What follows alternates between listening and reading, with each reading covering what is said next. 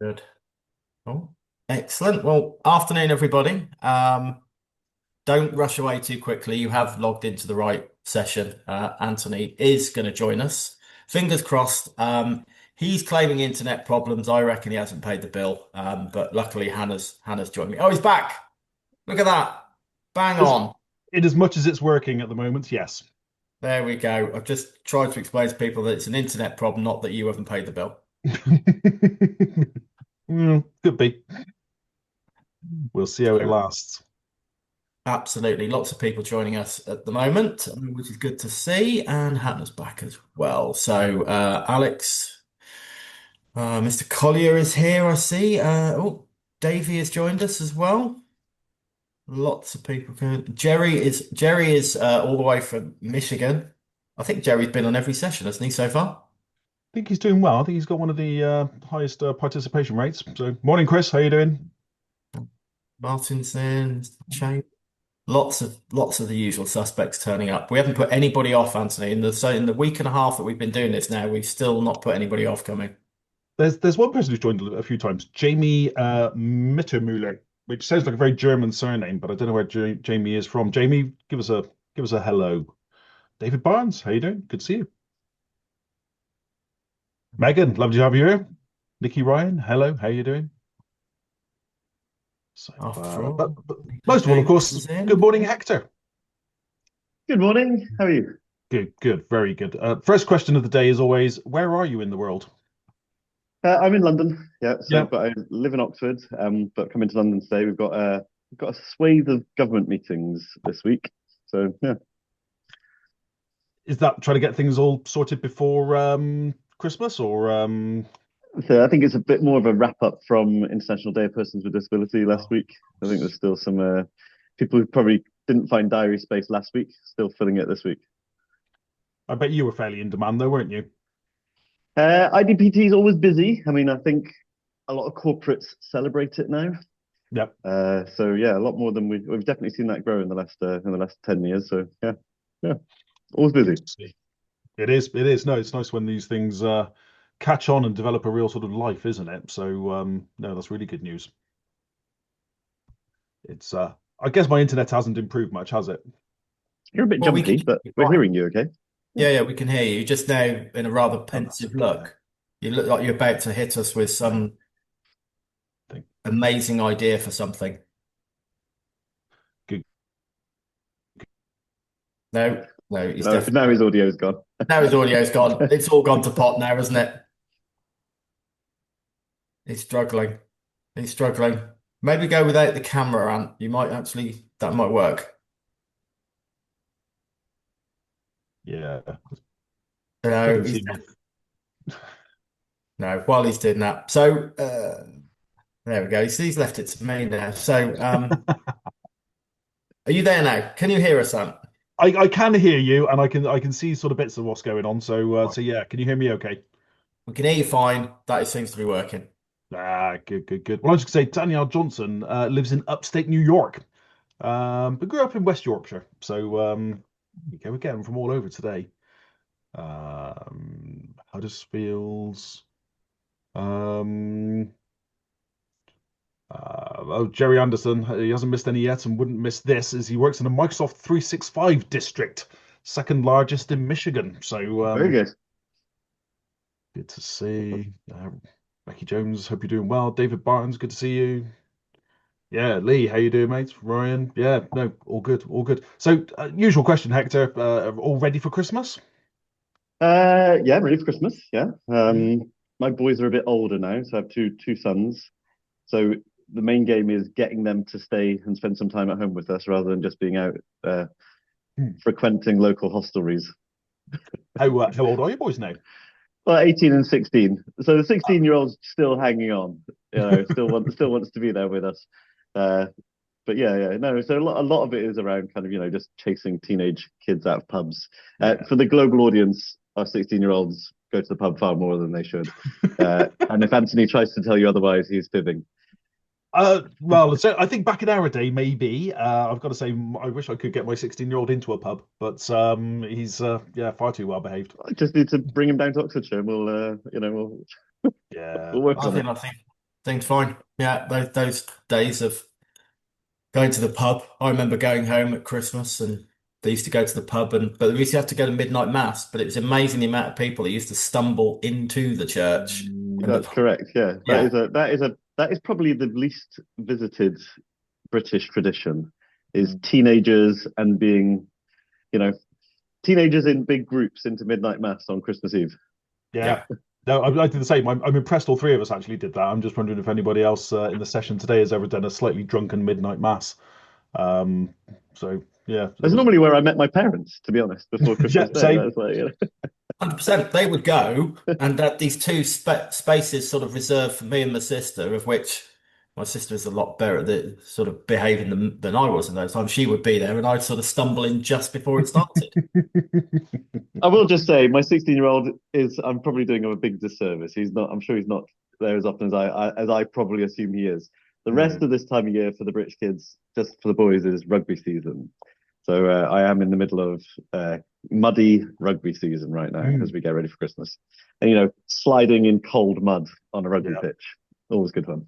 I was, funny enough, outside this morning, hosing off my son's rugby boots. Oscar, who some of you met last week, yeah, I don't know how he managed to get so much mud on his boots. It was absolutely caked solid. But yeah, I was the poor soul who's outside scrubbing those in the rain this morning. Oh, I was in accident and emergency or ER, gluing an ear last weekend. So No, what happened? just a missed time. Well, not even a missed time tackle, just a classic rugby injury tear at the top. Uh, Oh, you never seen him so worried about it. Like they're getting that you got to be Instagram ready, right? So yeah. he was like, "Get me to A&E, glue my ear together." See, I think is that Hector. I know that historically you're into a very different sport, which was ultimate frisbee. Oh, how did you know that? Did I tell you that once? You did well. You must have done one night, probably drunk whilst in midnight mass. But Well, yeah, when I was 16, I had a habit of breaking my leg. So I broke my leg twice. And so by the time I got to university, it was like I'd given up on soccer, football. Mhm. And so I joined the newfound ultimate frisbee team in Southampton, and used to play all the time. To be honest, that's what got me through university, and frankly, most of my 20s was spent in camping in fields playing ultimate. So yeah. Mm. You were. You have to play ultimate frisbee next to the cowherds in Southampton so that you can make sure that you suitably were refreshed after. Are we noticing a theme here, Matt? Are we going to skip or just my only thing I can tell you about the cowherds in Southampton was, and actually I was back there this weekend to try and reenact it a little bit with an old friend. Is that used to start at 11 in the morning and you'd still be there at like 1 o'clock in the morning. I remember that very well. A very fine pub. Many a summer was spent outside that pub. Was going to say, so both of you were at Southampton Uni then? Yeah, there you go. See? What year were you there, Matt? Hang on. To 90, I'm going to say no, 95 to 98. Oh yeah, so yeah, you were there. Actually, you're the same time as my wife was there. So we basically, I just finished. You were just arriving. Uh, You got 3 years on me, mate. Yeah. which puts Hector closer to my age then. That's oh well, sorry about that, but No I shame say in that. anybody that's joined us today, we will get onto something other than us just reminiscing about yeah. midnight mass, pubs, university days, age. But I want to know more about Ultimate Frisbee anyway. Talk us through this, Hector, because I just Ultimate Frisbee is it's non-contact American football with a disc. So very fast, co-ed. So very kind of open game, lots of partying. But yeah, I mean, you can watch it. Go watch it on YouTube, mate. It's good good viewing. Has never really taken off. I think it's because it's really more American than anything else. But Mm. okay. yeah, it's good. No. My dog does love catching a frisbee, so I've done quite a bit of throwing up the field, but I'm not sure my accuracy would be sufficient to actually play it as a competitive sport. That's for sure. You're probably getting to the age where frisbee golf is your sport now, mate. Tell you what, that's a good game. That is a good game. There's yeah, one of the National Trust places near us has got a big sort of frisbee golf place in the woods. So yeah, yeah, love to do that. So Rosie's just put in the chat MKBHD Marcus, isn't it? Plays Ultimate Frisbee Professional. He plays for the US, doesn't he? I saw that recently. So yeah, one of the most famous tech YouTubers is an artificial history player. Thank you, Marcus. That's good. Yeah. There you go. Well, let's take that segue into tech to segue nicely into to Hector's history in tech. So, I mean, most people will know you, certainly at the moment, from your outstanding work at Microsoft, evangelizing for their sort of accessibility and inclusion. But previous to that, that's not your first sort of foray into this sector, is it? No, no. I started in '96 with a company called QED.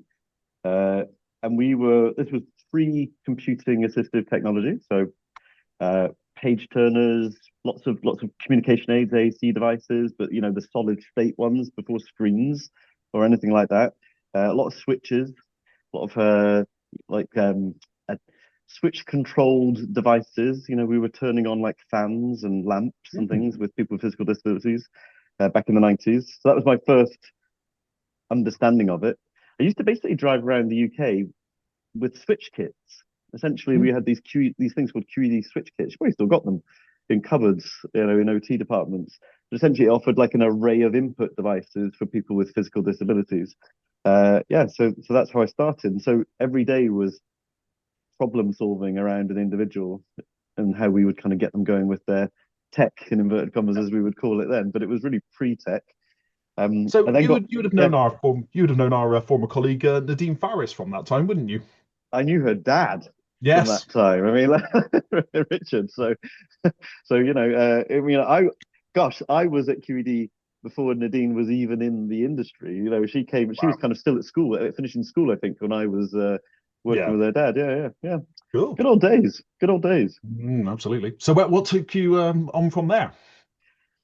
Moved more into AAC. So, the first communication aids started arriving back then. So the Light Writer, I worked for Toby Churchill for 4 years. So Toby Churchill then sold to Abilia, but essentially the first solid state speaking devices, the Light Writer, and loved that job. That was the first one that really got me into the tech because as we met people who needed keyboard access for their speech, there was a lot around kind of emerging computer access at that time. So essentially the same keyboard skills we were working with for people, working with kids with cerebral palsy with key guards and things like this on their light writers started to transition into their computer devices when computing started to arrive. So yeah, more into AAC at that point. I then moved on to Possum or Cambridge Adaptive actually. So I worked with Stephen Hawking with his communication aid. So I used to spend many an afternoon with Stephen Hawking tweaking his system with the first DOS based. That was my first bit of Microsoft, probably, Wow. but the first DOS based communication aids. And There then I was a. moved on. Go on.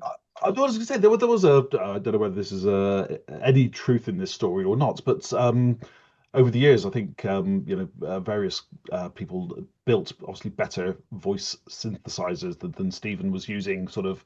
But he always stuck with the original one because that was his voice. He felt that was him, didn't he? And yeah, anything Yeah. else is a departure from what he It, sounded like. yeah, this is very true. So it got to the point where they couldn't keep his old Deck Talk working on modern devices. That speech engine Mm. essentially disappeared. And so there was a lot of complaints at the time from his team that we were having to move him on to the new voices, and then a load of kind of third party specialist efforts to make sure that we could replicate his older Deck Talk Mm. voice on the newer devices. So yeah, I mean, became part of his personality and his Yes. character. I mean, now what we're seeing, of course, in that world is people now have the ability to generate their own voice based on recordings from their previous voices, right? Yeah. So, wow, things have changed, right? Very much so. Yeah, Wow. and still, I mean, really, it's the same argument, isn't it? It's the emotional attachment to Mm. your how you are perceived. Yep. It's just that he spent so long with his Deck Talk, as was then Digital Electric Company for those who remember the first Deck Talk speech tips. Wow. Uh, God, I'm beginning to sound old on this thing, but but it feels like yesterday. Honestly, it feels like yesterday. Um, and then I spent 9 years or 10 years at Toby, who then became Toby Dynavox or Dynavox Toby now. I think we would call it now. On full on AAC devices, but a lot of my time was spent on computer access back then, driving eye gaze computer access. Yeah. Um, and then the job at Microsoft came up. So yeah, it's quite a a varied career. I mean, but every move always seemed sensible, like it was the right thing to do. It felt like that's where the movement was going. So yeah. And I think it was around then that I think I remember first meeting you, actually getting into a lift in I think it was the Institute for Computing at a BATA meeting down in London. Okay. And yeah, we may have met before that, but that was the first time that I remember meeting you. I So think that feels like one of my first Microsoft meetings. Actually, I remember that. yeah, Yeah, yeah, yeah, yeah. yeah. I don't know if you, yeah, I don't know if you'd started or whether you were sort of just heading in that direction. But I think I just started. I think I just started yeah, because to be honest, when I worked in assistive tech pre Microsoft, yeah, I would argue that every assistive tech channel was kind of focusing on its own channel. So, yeah, the British Computing Society wouldn't been somebody we worked with when I was mm, at Toby, because we were really focusing on kind of funding through AAC services and all those sorts of things. So yeah, I mean, I think one of the most interesting things when I joined Microsoft was just the new rooms that I got into, and even though I'd been working in assistive tech and accessibility for all that time, it was honestly like there were whole audiences that we had never spoken to because everyone kind of sticks within their kind of their stream. mm, And one of the things we've been trying to do over the last 10 years is break that down a little bit. It's such there's such value across all areas of assistive technology, uh, but quite often people feel a bit, certainly globally, people are a bit trapped in their kind of in their channel. And I think there's a role for companies, particularly like Microsoft and the industries that we talk mm, to help break some of that down. I'm a huge fan of assistive technology, but I don't think we talk about it enough. The mm, accessibility industry talks about accessibility and accessible websites, which is critical. Accessible infrastructure needs to be there, software needs to be accessible, websites need to be accessible.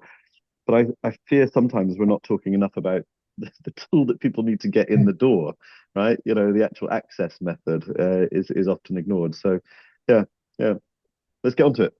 No, no, no. And I think one of the things I guess sort of one of my questions would be sort of as you were sort of going into Microsoft, that sort of that moment when you sort of decide to join such a huge corporation, that did you have confidence or faith at that point that you could have those conversations and Microsoft were engaged in that way, or was that something you went in with a mission to achieve, or how did Yeah, you feel about that?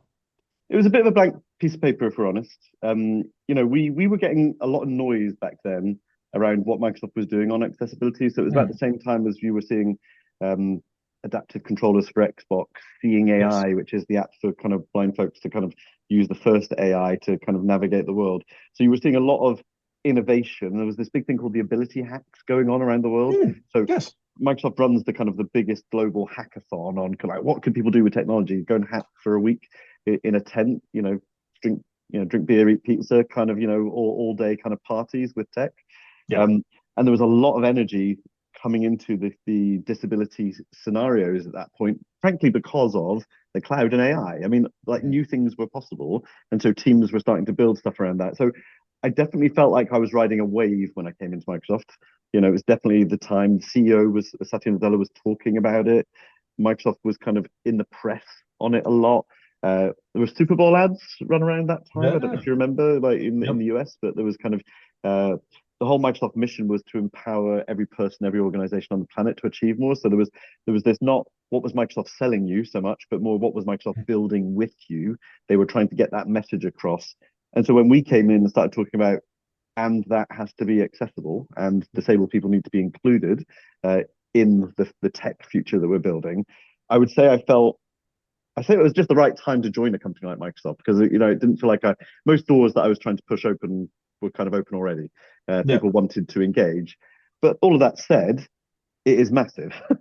Yeah. It is. It's not just massive in terms of the Microsoft footprint. If you think, if you go think like Office, Teams, Mm, M365, then you've got Xbox, you've got LinkedIn, you've got GitHub now, you've got, it's like, they've got Nuance now, right? The whole yeah. thing is kind of enormous. So you have to kind of choose your battles and choose what you're trying to do. Um, but most of that 9 years now has been spent essentially me engaging with our field sales teams around the world to create this army of people who are having active conversations about accessibility. Mhm. Our real mission if you think about the accessibility team at Microsoft, is A, we've got to build first-class products that support people with disabilities. But I would argue the bigger role we have to play is the influence we can have on digital society and making sure that people with disabilities are included in the fabric of digital society. And that means it's all about influence, working with governments, working with industries, and working with the partners. Tech, I say my biggest learning in my 9 years, and we know this already from kind of, not one company can do everything, but the influence a Microsoft or a Google or an Amazon has on their partner ecosystem to committing to this agenda. That's really where I'd say that's the biggest role Microsoft has to play, is being Yeah. seen to be kind of thought leading and driving people to what you have to do on accessibility. I think Microsoft's ability just to open doors and have the conversations at that level plays a huge part. And I know from my sort of external perspective, knowing that you are happy to get in a room with Google, with Yeah, Amazon, yeah, with whoever is having that conversation and work with those guys to drive this agenda has been significant.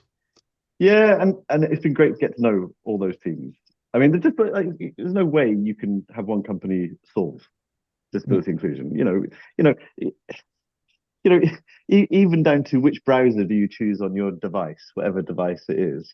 We've got to make sure that Edge on an iPhone is as accessible as Edge on a PC, and back and forth, Chrome needs to be brilliantly accessible on a PC, right? So we got to make sure that we're partnering on this topic. And I would argue the fact that we all know each other on first name terms, and we support each other, and we're trying to kind of drive it all forward. That's definitely been a consistent, that's been consistent all the way through. We Yeah. do like to compete though. I mean, Yeah. so whenever we see a competitor do something, it's like, come on, like how did they get there first? Or like if you look at Apple's advert they did last week for IDPD, I don't know if people have seen that. Maybe we can put it in the Oh, chat. But no, I've not. the beauty Apple have is they have that immediate consumer lens, as Mm. in, you know, we. I'm sorry to break it to you, but we don't do phones anymore. Even though You've had a couple of good stabs, but yeah. I did love my Windows phone. I've got to say, I've still got one at home. I did love it. But that kind of in every citizen's pocket that Google and Apple have is definitely something important.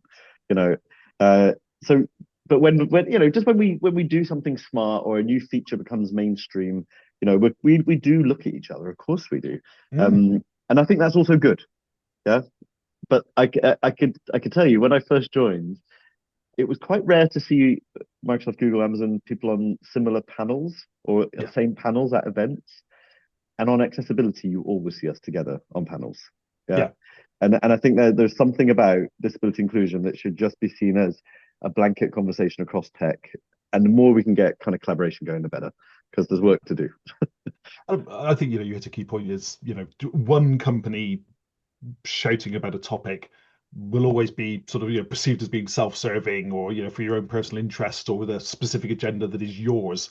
Whereas if you are working with those other big tech companies, you do sort of properly get the message out that no, this is a big issue that affects everybody, not just us looking for market share. Yeah, but I keep thinking about I've got these my Facebook Meta Mm. glasses now. So I'm getting to the age now where I need two pairs of glasses, one for screen work, one for just general use. And I use my Facebook Meta glasses all the time now. And I met them recently at TechShare Pro, which is Mm. about a month ago now. Um, and some that have been maybe slower to come to the table, but not in a bad way, but just some that have been kind of slow to kind of be on the front foot on accessibility are still coming. Yeah. So don't all I would say is that the idea that the tech sector is waking up every day thinking about accessibility is I'm afraid not true. Mm. And too much tech is being built that is not accessible. And until we can get to the point where it's not just the consumer experiences, it's the university systems, right? It's the healthcare systems, it's all the business applications, it's the training platforms. Until we get to the point where they are all accessible and we are proactively supporting people to get their assistive technology across society, which is quite often Mm. the role of governments and kind of statutory services. I would say we've still got so much to do, Anthony. I mean, I'm like 30 years in. Awareness is higher, tech is better, but we still see people. I still meet people who need a magnifier on a PC and have got no idea that it was there, that it was built Yeah. in. So we've still got a lot to do. I think you touched on it there, but I think that sort of inclusive by design practice of making sure that accessibility is considered at the design phase, not trying to bolt it on afterwards, as we've seen in so many government sort of Yep. initiatives and so many times over the years, and it keeps happening. Where we know these things are they're cheaper, they're easier, they're more effective if they're built in at the conception phase, and yet it still so often gets to the end and people go, "Oh, bugger." I Um, have a theory about this though, Anthony, and I quite happily walk you through share it, share it. it. um, I think it goes back to this silos conversation we had at the start, uh, because the people building things to be legally accessible have little to no knowledge of what's emerging in assistive technology and how Yeah, people, the daily lived experience of somebody who's actually living with their technology, and because of that, it gets kind of, you know, unfortunately just ignored. Ignored is the only way I can probably yeah. describe it. So let me put it like this. Do you remember when we did that campaign for the election, the British election, of the no captions, no vote? Do you remember when I started that Oh whole thing yes, off? yes, yes. Yep. So let me just, for those who don't know, let me just. It was the first election. I think it was 2019. I think it was about then. Yeah. But it was the first election where politicians en masse were on social media. Now I know that sounds strange now because I can't turn on social media without seeing politicians now. It's Yeah. like it feels like the House of Commons more than it feels like X anymore. But essentially, back then, politicians were posting content that was completely inaccessible. There were no Mhm. captioned videos at all.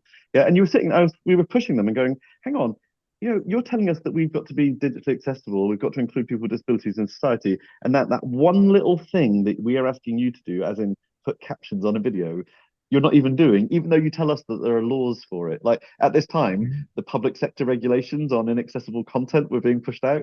So government bodies were being told you've got to make videos captioned, but Yep. politicians weren't doing it. And what was interesting is when we engaged with them, it was ignorance. It was, I didn't know you could do it. And we were sitting there going, what, you've never seen captioned video on social media? I mean, like, it's not that you don't know that it exists, it's that you don't know how to do it. Mm. Yeah. Now, and I think this people are just ignorant. If you think here's another interesting one. When I joined Microsoft, I had not worked a lot with people who use screen readers. Yeah, I knew about people with low vision. We were doing a lot of kind of computer access around, you know, if I was working with people using eye trackers, it was a lot of magnification and different settings, high contrast, and all those sort of things. But I honestly did not know you had to add alt text to images. I did not know that. Yeah. And I'd worked in AT for 20 years. Nobody had told me you have to put an image description behind an image in a document. I did not know that. And I guess this comes to this point of it's an ignorance out there in society that essentially what people need and how to build for disability. That ignorance is not always malice, though. No, no. It's just ignorance. So Yeah. what we need to start doing, of course, is driving much more disability inclusion awareness. Yeah, Mm. but also getting down to the kind of the how to. We train every single person at Microsoft on accessibility, 200,000, and it's just standard training. You do it once a year. You take your training. You learn the basics. Yeah. Just learn the basics. The more that people learn the basics, the more you'll start to see us making progress on it. And then I think the second thing, Anthony, is discoverability, because you said about inclusive design, and I think that's right. We've got to start building things that are more accessible. We've got to start adding features for disability and so many more experiences. But if you don't make them clear and obvious when people engage with your software or whatever your experience is, then people can again just continue to kind of not know they're there, Yeah. and that's always disappointing. It's a struggle, isn't it? Just for anybody who hasn't been sort of watching the chat, Jerry Anderson over in the States talked about the Apple ad, I'm not remarkable theme. Thought it was really interesting, thought provoking, changing the paradigm. Yeah, that was Uh, this. There's nothing remarkable about me, and then in inverted commas, I've just got a disability. It's like, yeah, I can still do everything, and it was great. It was kind of almost like a normalizing of the experience, right? Yeah, no, Yeah, very that was true. good. Also, the mention of the Magnus magnifier, which we talked about earlier in the week. It's good to know that some of the stuff we're talking about is stuck. Mary Lavender has also joined us. I don't know. Yeah, many people don't know about accessibility features and tools. I think, me and Matt have always talked about it. There's also a large degree of fear of getting it wrong or putting your foot in it or using the wrong term Yep. and so it gets avoided rather than, risk getting it wrong. This is where you need disability employee groups and you need Yep. disability culture, and you just, it's a bit like we're going back to the Apple ad in terms of like their approach to it. It's just normalizing the conversation. Yeah. It's like I also used to start by saying to people, like as soon as I kind of had my moment on screen reader awareness and accessible content, and there was these videos going around at the time in our training of how a blind person reads an email, and it is Mm. sometimes as simple as that. Do you know how a blind person reads an email? And if the answer is no, well, go and get inquisitive about it. It's actually super fascinating. And also kind of the speeds, the navigation, how structure of a document makes a difference. I think the more that you can kind of empathize with kind of the experience, you start to see people kind of make more deliberate things. And we've seen it on social media. Like social media it's unusual now to see a political video that is not captioned. Yeah. Yeah. And so it does come with a bit of stick and carrot. Like how do I do it? Oh, I'd love to know. And then stick, you have to do it as well. I remember there was a there was a video that came out from our marketing team. It's not a joke, but it's ironic. Yeah. But there was a video that came out on one of our we just added captions to PowerPoint. And there was a video from some of the developers, and they put it out on social, and there were no captions on the video. I was like, Excellent. what level of kind of Well, non-thinking happened yeah, in this meeting? Where he said, let's create a great video about captioning, but forget to caption it. Excellent. These things happen. Yeah. And so what you got to do is have this kind of learn more mentality Yeah. that's how we make things. And actually in business, engaging with leaders, with people with disabilities in the room, talking about their experience, like Mm. that is always going to be the way forward. Go back to Yeah. Stephen Hawking. Like there was nobody in Cambridge at that time who did not know how Stephen Hawking accessed his PC. Yeah.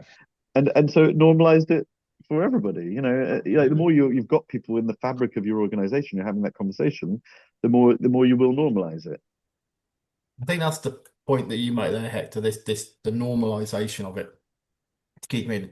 There's some organisations that we work with that seem to only talk to businesses when there's a problem that needs Exactly. solving, not a pre that. That you talk about accessibility and I've seen people do this with website developers going, right, really basic, unplug your mouse, now take me around that website.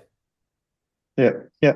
And instantly there's a hang on a minute, that doesn't work, or how do we do such and such? And until you put people in that position, they go, right, now I understand it. But how do you go through, I suppose, that education process and stuff like that? When Yeah. There's two things, isn't there? You've got to educate people, and that, there's a lot of these kind of experience labs around accessibility. And honestly, some are done really well, some are done horrifically, by the way. Some of them are just really not done well. But they are a play, okay? Like go try for yourself is definitely a route. Um, Having a standard is the other thing. Okay, so let me just kind of give you maybe the 101 on how Microsoft approaches getting everybody to build accessible. So everybody is trained. So you cannot, and it's mandatory training. So you cannot say you never knew, even if you didn't listen to a word of it. You just press play. I've heard this happens, Matt. People just press play and don't actually listen to training. I mean, can you believe it? Uh, how would that uh, ever go on? I mean, who knew? probably not. Right. But once you've signed off that you've taken the training, yeah, then we have a Microsoft accessibility standard. Now, what that means is that we then score across the whole organization. We track the accessibility of our organization. And when we find things are not accessible, then of course we can then go back to those people. And then there's no argument at that point in terms of who's paying. It's like, well, you took the mandatory training. You knew that you had to build accessible. Like that is how you have to do it. But then what you have to do is you have to give them the tools. So we've open sourced our accessibility testing tool. It's called Accessibility Insights. If people want to take a look at it, anyone can grab it. But it was built for us. It was built so that we could then give that to all of our developers and go, here's a testing tool. So at least you do 101. We then want you to add human testing, and that's kind of how we guide people. You've got to kind of make sure it works for people, but essentially give people the training, give people the standard, and give people the tool. If you can't do those three things as an employer, then you're always going to have gaps, and that's where we see many big organizations have this challenge. Over the top of that, of course, we have global regs Mm. changing. So the European Accessibility Act should be the driver for all of this, but there will still be, when these companies get to it, how do they actually do it? You know, and that's not always well written up, I would say. I agree. It's one of those things I think where you go back to this normalizing of tech, and we speak to so many different people and stuff when we do the TES show. We're talking to educators and teachers and things like this around stuff, and I think Yeah, this is the interesting bit is the crossover, if that makes sense, from tech that maybe we use on a daily basis. yeah. People know, and Hector now knows I live in Spain. If you happen to communicate on WhatsApp with somebody over here, they love a voice note. They can't get enough of giving you a voice note. And we say, okay, well, we've been using that sort of technology with things like Dragon and stuff in the DSA Yeah. and the wider education for years now. People Yeah. go, oh, but I thought it was new. No, no, that's been out there for a while. It just hasn't reached mainstream, but I think all tech is on a journey to mainstream. That's the thing that people don't realize about AI. So just the example you just gave just then about voice typing, essentially, not voice memo, but just voice typing, like the Dragon type stuff. There's a load of people who would have used that technology in the past if it wasn't so clunky. It's Mm. like, whether we like it or not, there's a little bit of you got to learn how to use this. If the onboarding is hard, then people don't use it, right? So you've got things like the voice typing in Windows, and I've got it on my iPhone as well, right? But what AI is doing is removing the need for you to be quite so accurate. So the fact now is, and somebody's got a question about Copilot in the chat, but like, for example, if you were using Copilot or Gemini or any of these, right? If you voice type into any of those applications, it doesn't care for your accuracy. It just doesn't care. Yeah, it's gonna say, I can rewrite that for you. Yeah. So you're adding you're getting all the information in that you need as a voice typist would do. Yeah. But then you're saying, okay, I've got a new add-on here where AI can actually just grammar check this for me, fix this for me. And the fact that it's mainstream is great. My hope, and I always say this to you, Matt, is that people don't just then go, oh, well, then I've found all my possible solutions. People Mm. should be looking for a prescription of all different technology types. We had this conversation about kind of word prediction for kind of academia and stuff like that. Like, mainstream is never going to do that as well as bespoke companies who are trying to do that job, and really are out to solve that problem. I think where we've had some challenges is where people go, oh, you have a mainstream solution now, therefore you can forget about the specialist stuff, and vice versa. Oh, you've got a specialist solution, don't even look at the mainstream stuff. I think the maturity of this, certainly the kind of the 30 years I've had, is going from absolutely bespoke technologies that no one knew anything about. And what I would say now is you have a myth. We're meeting, let's say blind. Let's say if we look at the blind experience, when I speak to blind people nowadays, they talk to me about their Apple Watch as much as they talk to me about their screen reader, and I think that is glorious. Yeah, I think that's glorious. Yeah, I think absolutely. that's that normalization of tech is one of the biggest things to adoption, isn't it? I think knowing it's then being happy to use it.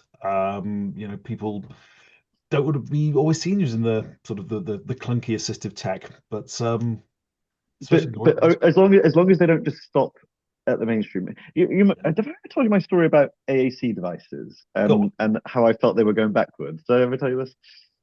I'm just getting into trouble on. for You it. have told me this, yes, but go and Yeah. share it Well, with everyone but else. hang on. Like, so if you think of like the infrared remote control, okay, in the house, all right.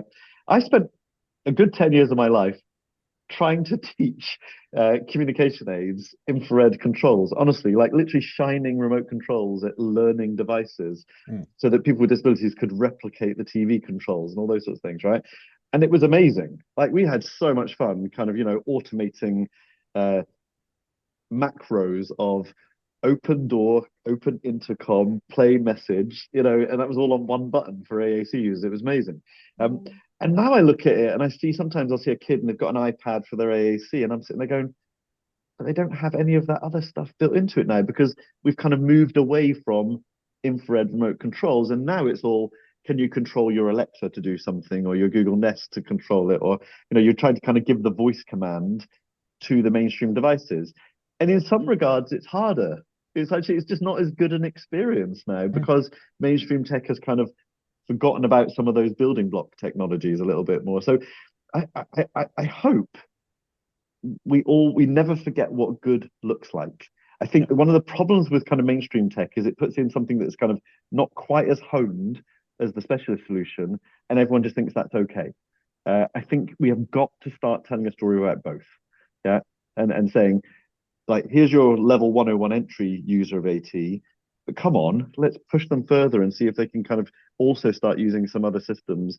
That's when I think we start to really get to kind of what my, you know, what I think what sits with my values. It's like Yeah. what sits with my values is the person with a disability using assistive tech should be able to do exactly what I can do. Yeah. And if they can, then we need to keep thinking about it. Yeah. And we need to keep trying to do more. Definitely, definitely. I'm gonna throw an additional question at you, Hector. Go on. We've sort of touched on AI, we've touched on AR, augmented reality. Yeah. What do you think the future of assistive tech look like? What would you like it to look like?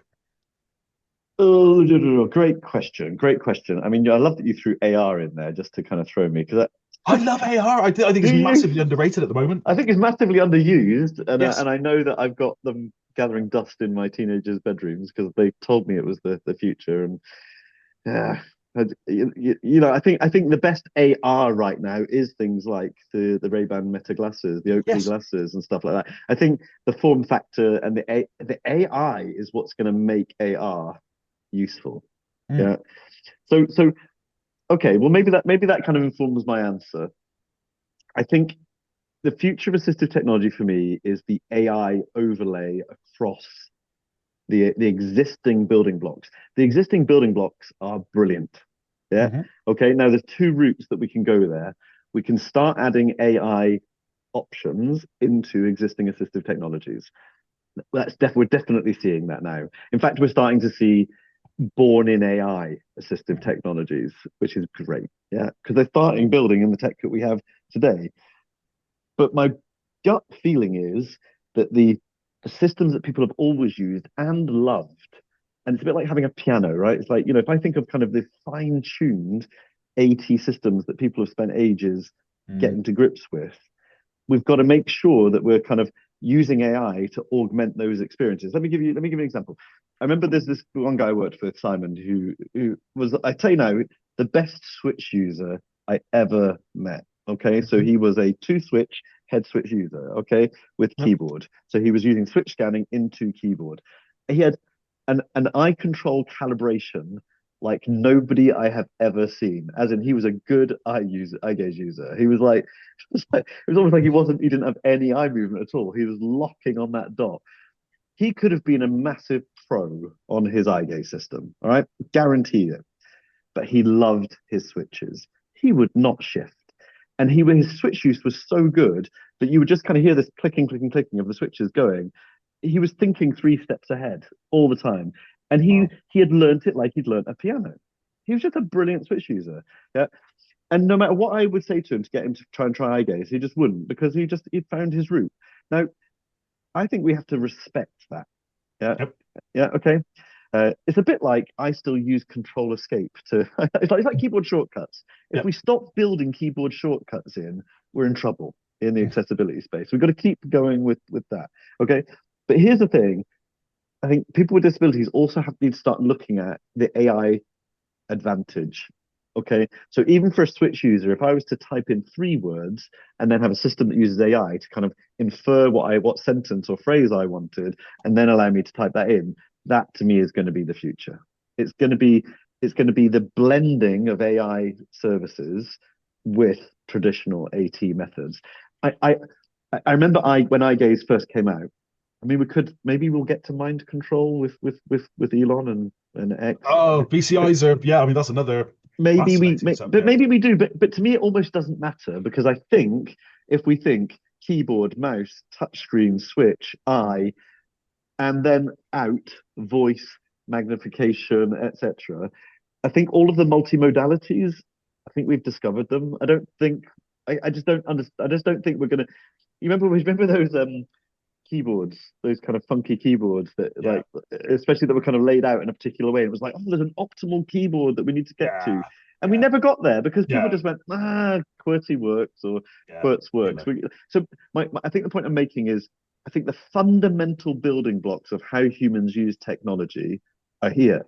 Yeah, but I think AI is going to be the smoothing of Yeah, all of the experiences. I yeah. think that is what I'm hoping for. And then the second, if you'll allow me, Oh, please. I think the second trend we're seeing is, of course, towards neurodiversity and mental health and designing assistive technologies for neurodiversity and mental health. And I think there is a lot of informing in terms of market making and really helping people get the tool they need, and not regulating, but building quality products. I think Mhm. that stuff could go cowboy real quick. Yep. Yeah. All right. But the history of what good assistive technology companies do as they consider the legal, the medical, and all. I don't want to get us locked down in medical devices and all that. I mean, I know we do, and I'm not here to say one way or the other on that. I think you cannot stop mainstreaming technology. You're not going to keep it as tight in regulations, but the how successful assistive technology companies have gone about their work, we would do well to continue to learn from as we move into neurodiversity and mental health a lot more.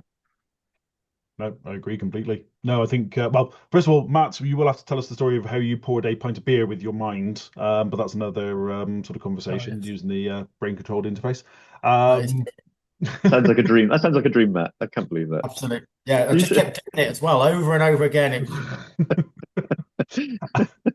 I was a bet show a couple of years ago. But yeah, you're right. And I think as as a company, we've always enjoyed disrupting. Yeah. And I think the way that technology is coming in now with brain controlled interfaces, with AR, with VR, with AI, with all the acronyms, that the world is looking like an exciting place moving forwards. I think there's a lot of adaptation and flexibility in what's being created at the moment. Rosie's put something interesting in the chat as well, just quickly about Hmm. I never learned to touch type properly, but when it locks in, it feels like I'm using a game controller. That's exactly what I was talking about with the Switch controller. I think I did. I gave up art to do more typing at school, and so Hmm. did my tech at the time. Um, but once you learn to touch type, yeah, you would never think about anything else. But add that AI layer. Sorry, I just want to say that on thing, Yeah. Rosie. Yeah. Um, Go on. How do you want No, no, no, I to? agree completely. I think, yeah, adding, that AI for natural voice commands, for example, instead of having to, as you mentioned, speech to text earlier, but you have to remember all of that, as copy as this, long as we scratch don't that. homogenize humans, right? Yeah, So here's the interesting thing as well. I go God, I love these ones, but keep the theme going of politicians on social media, right? they should be banned is the answer to that. But yes, 100% they should be banned off social media. I yes. completely agree, right? Okay, but there was this lovely thing in the UK Parliament for those who are not from the UK the other day, where Americanisms started to go up in Hansard. So we Ooh, document everything that's said in Parliament. And essentially, I rise to speak was something that nobody in the UK ever says. Like nobody says that in no. Parliament. And suddenly there was this spike of I rise to speak in the UK Parliament because the politicians were using AI to write their speeches. And then they were just rolling out the homogenized speech of a global politician. And you're sitting there going, nobody is asking for you to stop thinking. Yeah. No. Okay. And I think this is where, we've got to kind of start going, look, we've got to be really skilled in how to use AI systems and get them to do what we want to do. But the minute we stop encouraging, exploring, and taking advantage of the human experience, I think we're in Mm, trouble. I mean, it's no. not about homogeneity. It's about everybody's own voice getting out, everybody the way that you want to communicate, the way you want to control. I think that has to continue to be the focus. We are joining this webinar on a day that the Australians have just removed social media for kids, right? Mm, There is a point at which people go, no, I didn't ask for this. Yeah. yeah. And I think that's going to be a really interesting phase now for tech. Certainly is. I'm just going to mention my boys. So one of the biggest insults they pay each other at the moment when it comes to using AI is that I think Hugo referred to Oscar as a second-hand thinker the other day. And it's just like, it's like, Brutal, yeah, it was a bit harsh, but but especially for true. Oscar. But Oscar took a true. lot I of mean, offense at that, but I always remember talking to somebody. So so hang on. All depends what the task is. If the task mm, is a creative essay, then why would you use it? Yeah, yeah, like as in, or at least use it is learning how to use it in a responsible way. Yeah, yeah, but if it's replying to a standard email for something that needs to be done, yeah. yeah, then use it. It's a speed Oh thing. yeah. It's a productivity thing. I just don't think people have worked this out yet, and now they're kind of passing off their thinking responsibilities Mm, to AI. Sometimes you're starting to see that. yeah. Um, and it's getting to the point now where people are using the AI to screen out people who use AI. That's not the Yeah. answer. That's not the answer either. Learning how to use AI well Yeah, is going to be the life skill moving forward. absolutely. Oh yeah, the genie's out of the box. It's time to work out Look how out for the to. long dash, though. You know the long dash? Yeah, there's always a giveaway that one, isn't it? Or look out for Yeah, the long that dash. that and the little icons at the start of paragraphs. So yeah. When you start seeing those, you know you're onto somebody's second-hand thinking. Um, we've got 9 minutes, Hector. Yep. So what does when you reflect on 9 years, I think you said you've been at Microsoft. Mm. What do you feel most proud of within that sort of 9 years? We've got a quiz and a giveaway to do yet, so Keep it quick. Um, Definitely proud of conversations that happen when I'm not in the room. I love it. Yeah. Here, let me tell you one really quick anecdote. Two. All right. First one. I was, quite often people kind of look at me as kind of the accessibility person, okay, and they introduce people to me as the accessibility person. All right. But there was this young developer, and I was asking her what she'd learned about accessibility because one of the biggest things we're always worried about is people with computer science degrees not learning accessibility. Mhm. And she just matter of fact went, "Well, I've just got to test it, haven't I?" And I was like, "Well, yeah, you do. Yeah, great. Like, how did you know that? Did they do it at university?" She went, "No, I took the training. Didn't the training say that I have to build it accessible?" And it was that moment where you're Yeah. like, "It works." It's Nice. like people have picked up the baton, they're taking self-responsibility for it, off we go. And then the second thing that I'm probably most proud of is just the range of customers that we have conversations about accessibility with now. When I started, it was lots of government, lots of banks, Mm. lots of educators, yeah. And that's, of course, that's right. Where there's that kind of classic people need to be able to access their education, their healthcare, and their money. Yeah. Mm. But when I started working with people like WPP on advertising, Procter and Gamble on product design, I started to start working with EssilorLuxottica on the Ray-Ban sunglasses and all that they were kind of what they were doing with their own employees with disabilities. Consumer products started thinking about accessibility. That's what I'm probably most proud of is that, and it's not all Microsoft, and please don't let us take the benefit of that. But so many of these conversations have started from a sales rep from Microsoft sparking a conversation about accessibility, Yeah. and then all the introductions start. That is probably what I'm most proud of is that we now talk with a much wider range of industries. It's not just this weird notion that disabled people only need basic services. It's like every industry has an impact on people with disabilities. So let's go build accessible. Perfect. Excellent. Thank you, Hector. I know we could probably talk all day. Guaranteed. But I don't want to keep everybody from their lunch. So, first of all, we have today's Christmas poll to do. So I'm just going to launch that for everybody to see. Any particular preferences on the list there, Hector? Best Christmas dinner? Yeah, I do, but I don't want to influence it, do I? Come on, tell us. Come on. It's Sprouts. Oh, Of course, it's Sprouts. Sprouts, if fried with a bit of bacon lardons. I was going to say Exactly. you. Unbeatable. Charred, slightly charred Sprouts. Mm. There is no taste like it. That's umami. That is amazing. Yeah. Go on, Matt.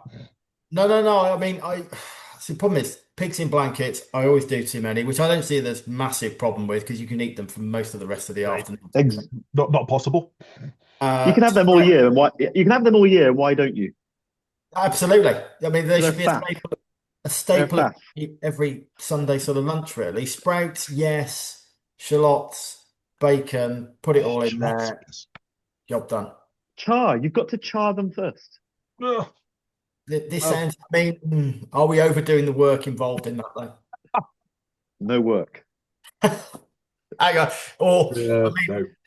is it a deliberate charring are we looking for, or an accidental charring of the sprouts? You char, yeah. Then you put them in the oven with some stock, some bacon. Oh my! You will never look back. Got to Okay. put the burn on it first. Well, I've already done my red cabbage, spiced red cabbage for the year. That's That's already also been done good. in the slow cooker and now in the freezer. So yeah, looking forward to that. Oh, I don't agree with that. Caramelized What? sprout with garlic and bacon, some Sean's put in the thing. Uh, Pre-cooking Christmas dinner is like that. yeah, That I'm not playing that game. I'm not spending 8 hours doing slow cooked braised red cabbage on Christmas Day. There Well, isn't. I think that's a lack of effort, Anthony, on I your think part. that Uh, is a lack of commitment to the experience. You need to have a no, serious word with yourself. Just get up a little bit earlier and put some effort into it. yeah, no, I'll be on the Bucks Fizz by then. Um, Oh yeah, Lord. pour yourself some drink, Anthony. Yeah, that's absolutely true. I'm not doing it. Exactly. Yeah, does help Exactly. the morning pass. Awesome. Right. Okay. Um, two things then. Tomorrow, delighted to welcome Phil McIntyre to Ah, the 1280s. So Phil, also fascinating history in the sector, and really, really knowledgeable, lovely chap. So look forward to welcoming Phil tomorrow. So please join us for that. nothing Phil doesn't know about assistive tech. It's great. Uh, couldn't agree more. No, fantastic bloke. Randomly end up sat next to him on a plane on the way to Orlando once, but as Mary Lavender's here, we can't really talk about that. That's, Uh, that's got people thinking now. Anyway, yeah, well, that's the story for another day. We have one last question. Matt, do we know what today's early Christmas prize is? I believe it is a coffee pod machine thingy. A coffee pod machine thingy? Yeah. Excellent. Right. Yeah. In which case, to randomize this, Hector, I need a number between 1 and 177, please. What? Yes. All Any right. number. Matt's got the list. 87. 87. He's gone with a 7. We've had a lot of sevens, haven't we? Yeah, it's a bit of a theme going on there. 87. 87 is Stephen Hume. Stephen Hume, first time winner, I think. I don't think I've recognized Stephen's name before. Is Stephen here though? This is the Well, moment. yes, it's Stephen here. If This Stephen's is the not bit. here, This is the bit where Hector said before, the training going on in the background. This is whether we find out if Stephen is yeah, here or not. I got to say, Stephen is not reacting. There is Yeah, nothing I'm going from. to give him the count to 5 again. We had this the other day, so Oh, we're going from 5, 4, 3, 2, 1. Sorry, Steve, you have officially missed out. We're moving on to the next number, Hector. 6. 6. Oh, you skipped a 7. Skip seven. Six. Six is Rebecca Jones. Rebecca Jones. Becky, down in Swansea, if I remember rightly, but I know she is. Becky, are you still with us? Yes. Yay! Hey, There you there go. you Awesome. go. Good work. Oh, no, thank you, Becky. Appreciate you joining us for today. And of course, Hector, fantastic. Thank you so, so much as always. And look forward to seeing what the future holds for all of this assistive technology world. It's going to be exciting times, I think.